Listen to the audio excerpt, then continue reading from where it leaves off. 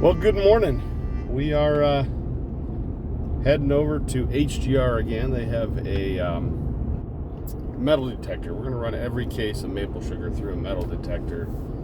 That's important, but we're actually pretty fortunate to have Daniel locally here, because I can buy some pretty reasonable purchases from HGR, and Daniel makes them work. So it's pretty impressive. So this metal detector, I don't know, it'd probably be $10,000-$12,000 metal detector. You know, you pick it up for $1,000, and then, you know, even if you have $1,000 invested with Daniel getting it working, you're getting a metal detector, conveyorized metal detector, for a really good price. So in the back of the truck here, I have the little aluminum trailer, and the last log from Miss Ann in her backyard, and I'm going to take that over to the farm so we can mill it, and then I'm going to take that trailer up to HGR to get the metal detector. That's the plan for today. I do need to get Zach more bins. He needs more bins for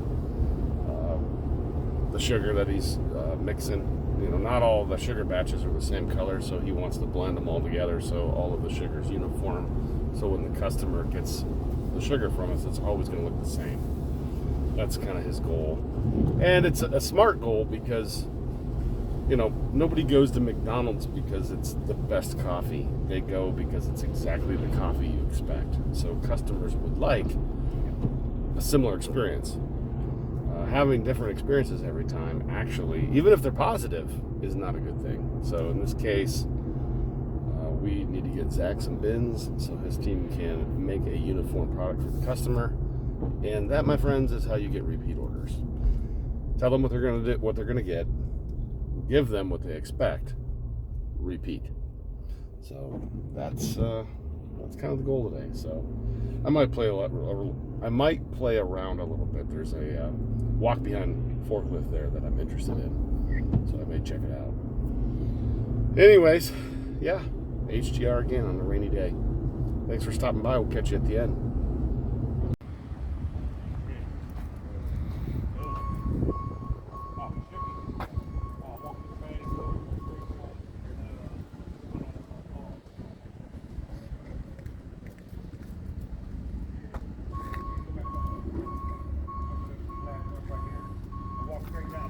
So here's the metal detector. Dang, might have got dropped.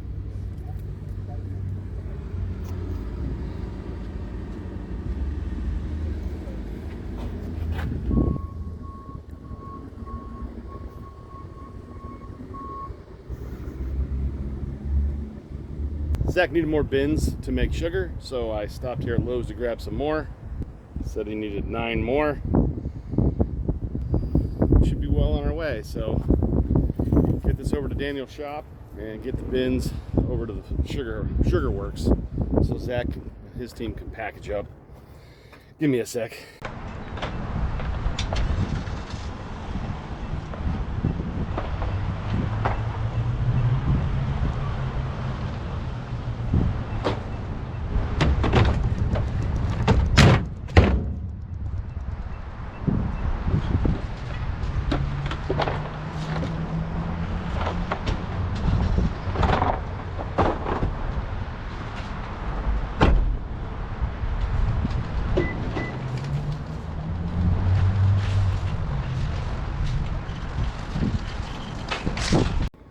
Well, these boards are a little bent. It might fall down, it might not. A lot of weight right here. This is pretty heavy. So, strapped her down. The only thing I did not like was this guy right here on this heavy metal piece. It's got a split, but it might still work. We'll find out.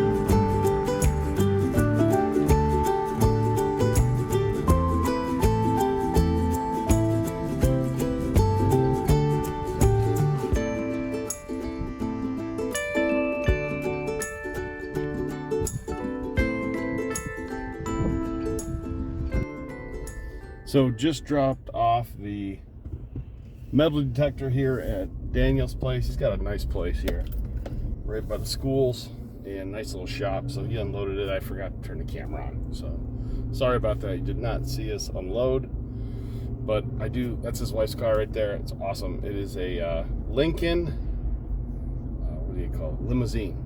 So they've got a few kids, and he has chosen the limousine as his grocery getter, which I think is awesome. And it's even cooler that Daniel's wife is driving that thing around. So anyways, yep, get this trailer back to my father-in-law, and as soon as Daniel has a chance to look at it, he'll let me know if it'll work, and we'll have a metal detector for our maple sugar. That actually came out of a dog food plant. You can see the different types of dog foods on top. They must have had a different, maybe a different program for each bag.